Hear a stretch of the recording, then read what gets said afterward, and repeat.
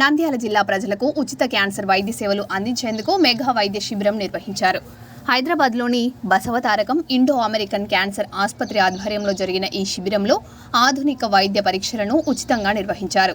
ఈ కార్యక్రమానికి హిందూపురం ఎమ్మెల్యే నందమూరి బాలకృష్ణ చొరవ ప్రశంసనీయమని నంద్యాల ఎంపీ బైరెడ్డి శబరి తెలిపారు.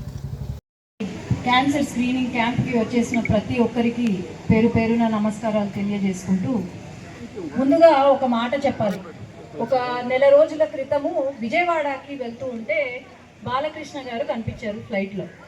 నేను ఆ రోజు అన్నాను, సార్ ఇలా మా నియోజకవర్గంలో క్యాన్సర్ కేసులు చాలా ఎక్కువగా ఉన్నాయి, మనము నేను మామూలుగానే ప్రతి సంవత్సరము ఒక 2-3 క్యాంప్స్ అయితే కూడా ఒక క్యాంప్ నిర్వహిస్తాము అని అంటే వెంటనే కాల్ చేసి, లేదు మనము నంద్యాల కాన్స్టిట్యున్సీలో క్యాంపులు పెట్టాలి అని చెప్పి అప్పటికప్పుడు ఓకే చేశారు బాలకృష్ణ గారు.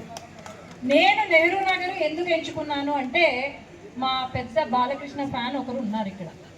ఎప్పుడో నుండి ఇంకా బాలకృష్ణ అని పేరు వస్తే ఆయన నాన్న చెప్పేవాళ్ళు. నాకు తెలిసి ఆయన పెళ్లి కూడా అంత ఘనంగా చేసుకుని ఉండడేమో.